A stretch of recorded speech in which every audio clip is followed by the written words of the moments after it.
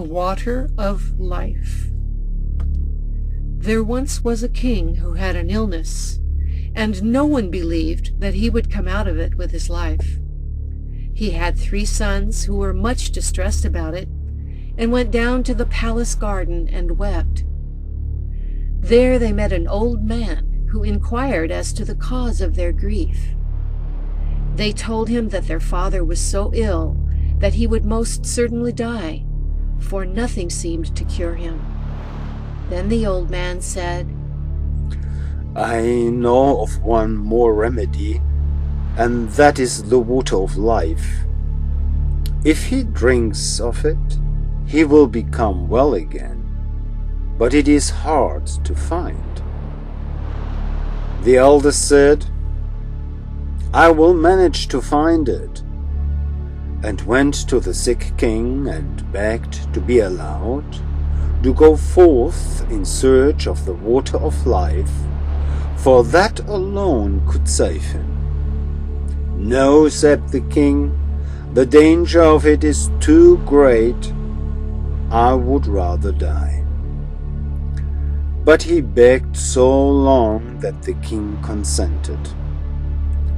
The prince thought in his heart, if I bring the water, then I shall be best beloved of my father, and shall inherit the kingdom.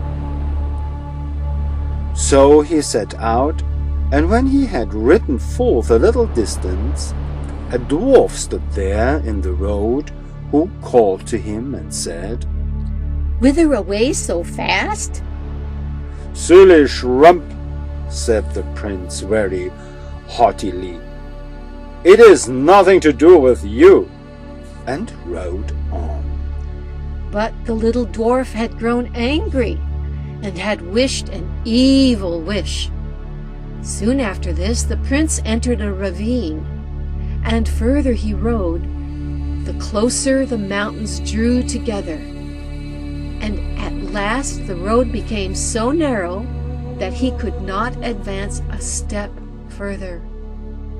It was impossible either to turn his horse or to dismount from the saddle, and he was shut in there as if in prison. The sick king waited long for him, but he came not. Then the second son said, Father, let me go forth to seek the water, and thought to himself, if my brother is dead, then the kingdom will fall to me. At first the king would not allow him to go either, but at last he yielded. So the prince set out on the same road that his brother had taken, and he too met the dwarf, who stopped him to ask whither he was going in such haste. Little shrimp, said the prince, that is nothing to do with you, and rode on without giving him another look. But the dwarf bewitched him, and he, like the other, rode into a ravine, and could neither go forwards nor backwards. So fare haughty people. As the second son also remained away, the youngest begged to be allowed to go forth to fetch the water, and at last the king was obliged to let him go. When he met the dwarf, and the latter asked him whither he was going in such haste, he stopped, gave him an explanation, and said, I am seeking the water of life, for my father is sick unto death. Do you know then where that is to be found? No, said the prince. As you have borne yourself, as is seemly, and not haughtily like your false brothers, I will give you the information and tell you how you may obtain the water of life. It springs from a fountain in the courtyard of an enchanted castle, but you will not be able to make your way to it if I do not give you an iron wand and 2 small loaves of bread. Strike thrice with the wand on the iron door of the castle, and it will spring open. Inside lie 2 lions with gaping jaws. But if you throw a loaf to each of them, they will be quieted. Then hasten to fetch some of the water of life before the clock strikes 12, else the door will shut again, and you will be imprisoned." The prince thanked him, took the wand and the bread, and set out on his way. When he arrived, everything was as the dwarf had said. The door sprang open at the 3rd stroke of the wand. And when he had appeased the lions with the bread, he entered the castle, and came to a large and splendid hall, wherein sat some enchanted princes, whose rings he drew off their fingers. A sword and a loaf of bread were lying there, which he carried away. After this, he entered a chamber in which was a beautiful maiden, who rejoiced when she saw him, kissed him, and told him that he had set her free, and should have the whole of her kingdom, and that if he would return in a year, their wedding should be celebrated. Likewise, she told him where the spring of the water of life was, and that he was to hasten and draw some of it before the clock struck 12. Then he went onwards, and at last entered a room where there was a beautiful newly made bed, and as he was very weary, he felt inclined to rest a little, so he lay down and fell asleep. When he awoke, it was striking 11:45. He sprang up in a fright, ran to the spring, drew some water in a cup which stood near, and hastened away. But just as he was passing through the iron door, the clock struck 12, and the door fell to with such violence that it carried away a piece of his heel. He, however, rejoicing at having obtained the water of life, went homewards, and again passed the dwarf. When the latter saw the sword and the loaf, he said, "With these you have won great wealth. With the sword you can slay whole armies, and the bread will never come to an end." But the prince would not go home to his father without his brothers, and said, "Dear dwarf, can you not tell me where my brothers are? They went out before I did in search of the water of life, and have not returned." "They are imprisoned between 2 mountains," said the dwarf. "I have condemned them to stay there because they were so haughty."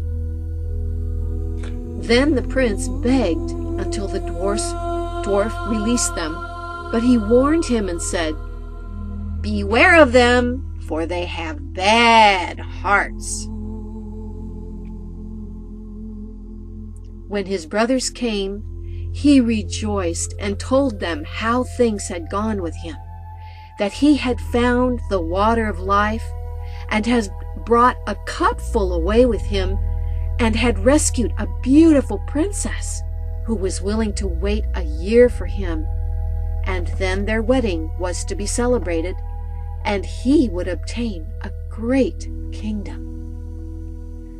After that they rode on together, and chanced upon a land where war and famine reigned, and the king already thought he must perish, for the scarcity was so great. Then the prince went to him and gave him the loaf, wherewith he fed and satisfied the whole of his kingdom. And then the prince gave him the sword, also wherewith he slew the hosts of his enemies, and could now live in rest and peace. The prince then took back his loaf and his sword, and the 3 brothers rode on. But after this they entered 2 more countries where war and famine reigned, and each time the prince gave his loaf and his sword to the king, and had now delivered 3 kingdoms. And after that they went on board a ship and sailed over the sea.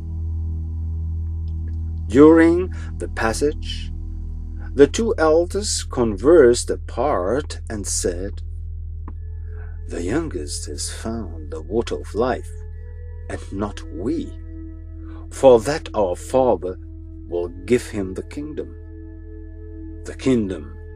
which belongs to us, and he will rob us of all our fortune." They then began to seek revenge and plotted with each other to destroy him. They waited until they found him fast asleep. Then they poured the water of life out of the cup and took it for themselves, but into the cup they poured salt seed water. Now therefore, when they arrived home, the youngest took his cup to the sick king, in order that he might drink of it and be cured.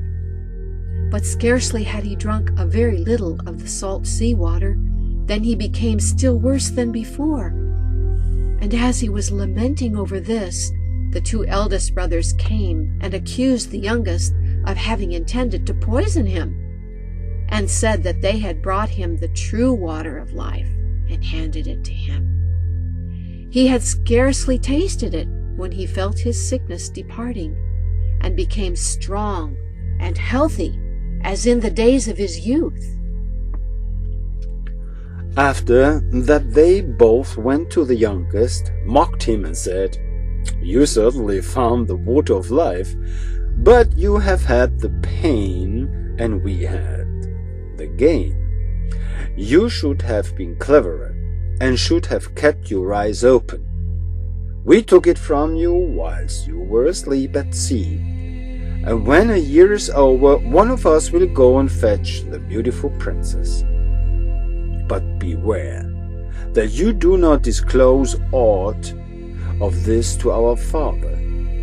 Indeed, he does not trust you, and if you say a single word, you shall lose your life into the bargain, but if you keep silent, you shall have it as a gift." The old king was angry with the youngest son and thought he had plotted against his life. So he summoned the court together and had sentence pronounced upon his son, that he should be secretly shot.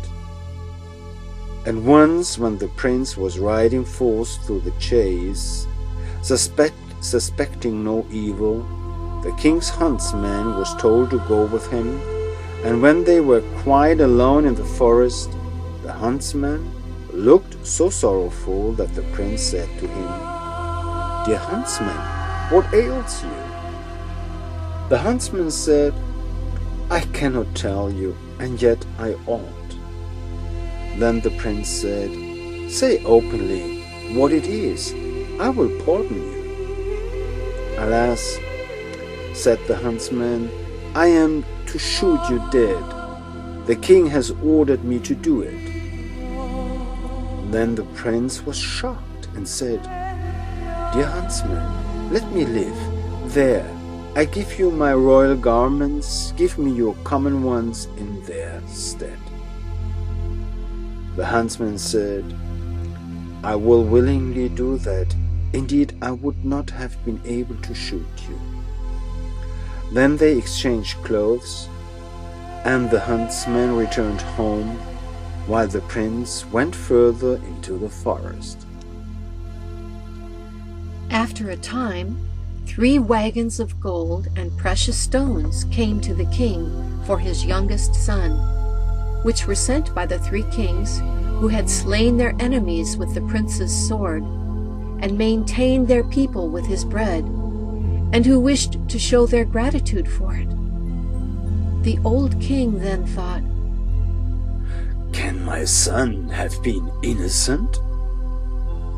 and said to his people, Would that he were still alive! How it grieves me that I have suffered him to be killed." "He still lives," said the huntsman.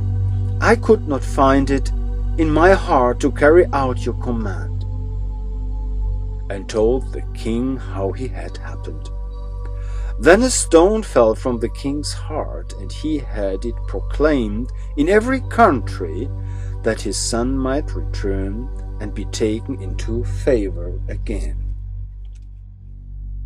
The princess, however, had a road made up to her palace, which was quite bright and golden, and told her people that whosoever came riding straight along it to her would be the right one, and was to be admitted, and whoever rode by the side of it was not the right one, and was not to be admitted. As the time was now close at hand, the eldest thought he would hasten to go to the king's daughter and give himself out as her rescuer, and thus win her for his bride, and the kingdom to boot. Therefore he rode forth, and when he arrived in front of the palace and saw the splendid golden road, he thought, "It would be a sin and a shame if I were to ride over that," and turned aside and rode on the right side of it. But when he came to the door, the servants told him that he was not the right one, and was to go away again. Soon after this, the second prince set out, and when he came to the golden road, and his horse had put one foot on it, he thought it would be a sin and a shame, a piece might be trodden off. And he turned aside and rode on the left side of it. And when he reached the door, the attendants told him he was not the right one, and he was to go away again. When at last the year had entirely expired, the third son likewise wished to ride out of the forest to his beloved, and with her forget his sorrows. So he set out and thought of her so incessantly, and wished to be with her so much, that he never noticed the golden road at all. So his horse ran onwards up the middle of it, and when he came to the door, it was opened, and the princess received him with joy, and said he was her savior and lord of the kingdom, and their wedding was celebrated with great rejoicing. When it was over, she told him that his father invited him to come to him, and had forgiven him.